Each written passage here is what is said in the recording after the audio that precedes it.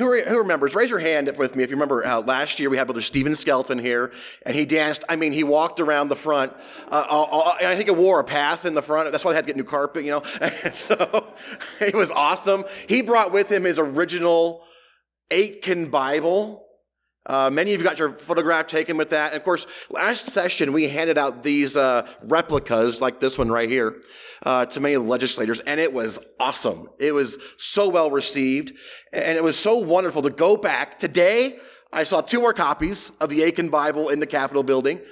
There's one legislator, and Brother Skelton, I don't know if he can hear me or not, but I'm going to, okay, good. Brother Skelton, I want you to know that there's one legislator who keeps this Bible on his desk on the floor of the House. As a matter of fact, that's the Bible, the Aitken Bible is what he used to take his oath of office on. Praise God. And so it's truly wonderful to see that kind of fruit. Now, in Eagle County, we have already been able to place the Aitken Bible in every public school in Eagle County. We placed 3 copies of this Aitken Bible for each grade that teaches that teaches history. That's the American Revolution. And for our county, we're a smaller county, admittedly. We're about 55,000 people. But for us, that was 69 Bibles we had to put into our county. And we raised funds for that. And then Brother Stephen Skelton, who's going to hopefully be with us here in just a moment, he did the work to place those things into Eagle County. And as of January 23rd, those Bibles are there. And he told me this today. He said, none of them have been returned. And I'm so thankful for that. I also want to encourage you with this thought. Sometimes you think the hard part is raising funds for this. And I recognize Eagle County is a small sample. I know that. But can I tell you, this was the easiest fundraiser I have ever done in my life. You say, hey, folks, we can put Bibles in schools, and they open up their wallets, all right? They are excited to put Bibles back into schools. I thought, man, I had a campaign. It's like, we're going to do this for 3 months. The funds were raised in 2 weeks. Wow. So I got to tell you, the people want to be a part of this, and it is an exciting opportunity. And so we have, I think, joining us on, I don't know how the guys are going to do it. I'm going to let them figure it out, but they're going to cut me off here in a second, and then they're going to put Brother Skelton on. And Brother Skelton, would you tell us today a little bit about how the folks in the church, pastors and lay folks in the church, can get involved with the Aitken Bible Project and the First American Bible Project? Absolutely, Pastor Monroe. Can everyone hear me? Pastor Monroe had said that I was walking to and fro on the floor there, and I just want to say I'm not sure exactly what he's talking about, but I'll try to maintain a middle road here. Sincerely, it was a pleasure to come out and speak to Capital Connection last year, and thank you so much for having me here again today on Zoom. Pastor Monroe had mentioned putting the Bible back into schools, and that is what we are able to do with this Bible right here. So this is our reproduction of the first American Bible. And the way that we have structured this Bible, if you look just inside the front cover at the first page, then you'll see, if I can make the pages part here, you'll see that the very first page says, "Attention educators." If I can hold that close enough to be viewed. It says, "Attention educators." And for the next 4 pages altogether, the educators are showed how they can use this Bible in their American history classes. So where this Bible goes to is to the teachers teaching the American Revolution in elementary school, in middle school, and in high school. And the way that they're using it is as an object lesson that illustrates the topics that they're already teaching.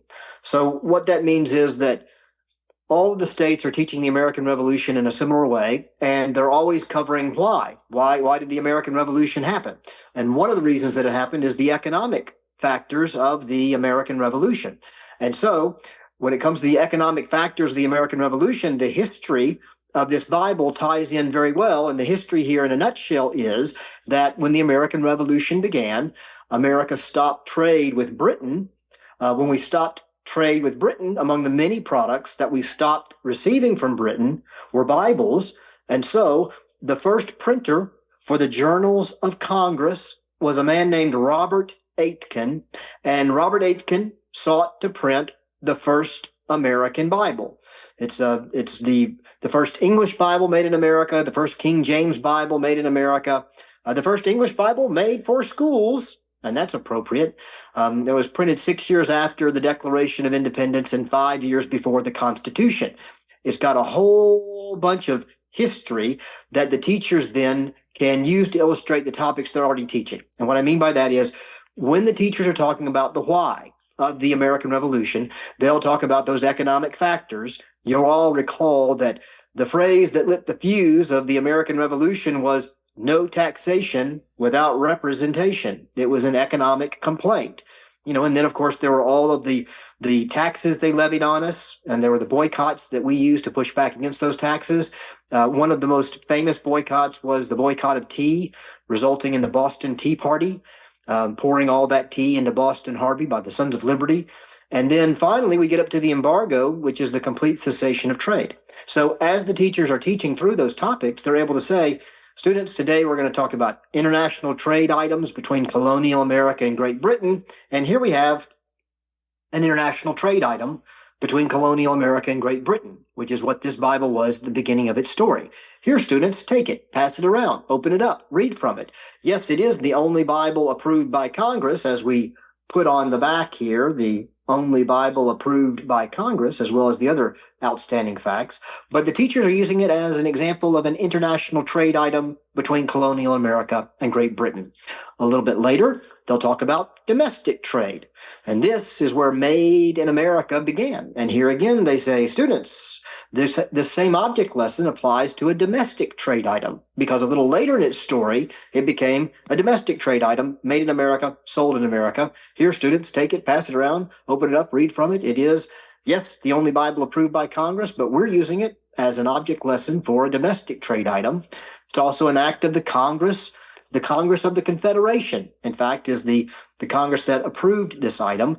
Interestingly enough, as all the teachers teach about the Articles of the Confederation that governed the Congress of the Confederation, they'll talk about why we couldn't stay underneath the Articles of the Confederation, why we migrated to the Constitution, which is what we're under now. Well, one of the drawbacks to the Articles of the Confederation is that Congress could not tax, so they didn't have any money. Well, this Bible, you see, they approved this Bible, and they also recommended that all Americans read this Bible, but they didn't pay a dime toward the publication of this Bible. That was all handled by Robert Aitken, whose name we've got here on the cover. Robert Aitken, the printer. It was all paid for by Robert Aitken. Well, why would Congress do everything they could do and they didn't do what they couldn't do? Well, because they didn't have any money. They didn't have any money to pay for it, because the Articles of the Confederation did not give the government the power to tax. At any rate, so I've just outlined 3 different examples where the teachers are actually teaching according to their own state academic standards, and they're talking about international trade and domestic trade and acts of Congress, and this Bible then becomes an object lesson that the teacher can use to illustrate those topics they're already teaching. We're not adding anything to their plate. We're only putting into their hands an object lesson that they can use to illustrate those topics that they're already teaching. So that's how we're putting the Bible back in school. I did want to explain that so that everyone understood that we do not have some unreasonable expectation that teachers are going to magically become preachers. We understand that preachers preach, that's in church, and teachers teach, that's in school. But when teachers teach, they teach according to the state academic standards that they're governed by. So that's why it is so effective to put into their hands an object lesson that illustrates some of those topics that they're already going to be talking about as they talk about the founding of the country, as they talk about the American Revolution. So having said that and explained that we have been putting the Bible back into school, I'll tell you how many, and that is to say that we have put 3,000 First American Bibles back into the hands of the teachers. I've held it up so that you can actually read the facts on the back of the book. If someone just takes 10 seconds or so to glance at the cover of the Bible and they get to the back, they'll see the outstanding historical facts. The first American Bible is the only Bible approved by Congress, the only Bible recommended to Americans, the first King James Bible made in America, the first English Bible made for schools, printed only 6 years after the Declaration of Independence and 5 years before the Constitution, at the very foundation of the nation. So they will grasp the historical importance of this Bible, even if they just look at the cover, whether they're a student or a teacher. 3,000 teachers have received these Bibles into their hands. No teacher that has received the Bible has declined the Bible. But again, we are very clear that our approach is in accordance to their state academic standards. I've been speaking now for the last 5 to 10 minutes, and you've heard me say an awful lot about history. You haven't heard me say anything about Matthew, Mark, Luke, or John. That's, of course, in this Bible. But the way that it gets into the hands of the teachers is history, history, history. So if any of you that have been hearing me talk about how we put the Bible back into school care to put the Bible back into your own schools, please reach out to the First American Bible Project, and we will be happy to help in putting the Bible back into your schools. Well, thank you very much.